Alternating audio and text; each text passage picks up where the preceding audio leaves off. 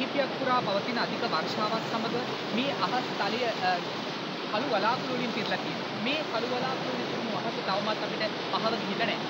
මේ වෙන විට ශ්‍රී ලංකාව අවට මුහුදු කලාපයේ පුරාම ඇති වෙලා තියෙන අවපීඩන තත්ත්වයක් සමග අධික ගම්වතුර තත්ත්වයක් මුළු දිවයින පුරාම ඇති වෙලා තියෙනවා. අපි මේ දැන් වැඩි සිටින ගම්පහ ආසන්න ප්‍රසිද්ධ වෙල්යායක් ළඟ.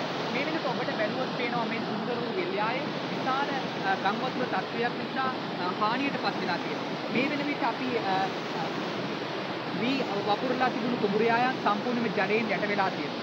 ඒ වගේම මේ වෙන විට ගම්පහවට විශාල වූ නිවාස ප්‍රමාණයක් ජලයෙන් යට වෙලා. විශාල වූ මිනිසුන් ප්‍රමාණයක් අවතැන් වෙලා විහාරස්ථාන වගේ ස්ථාන වලට පැමිණිලා අවතැන් වූ කඳවුර වලට පැමිණ තිබෙනවා.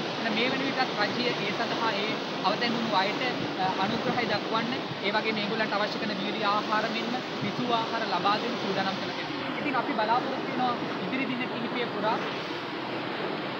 මේ වර්ෂාව ක්‍රමයෙන් අඩු වෙලා ගිහිල්ලා සාමාන්‍ය ජන ජීවිතය තත්ත්වයට පත් වෙයි. එහෙනම් අපි නැවත හම් වෙනතුරු තාවකාලික සම්පූර්ණ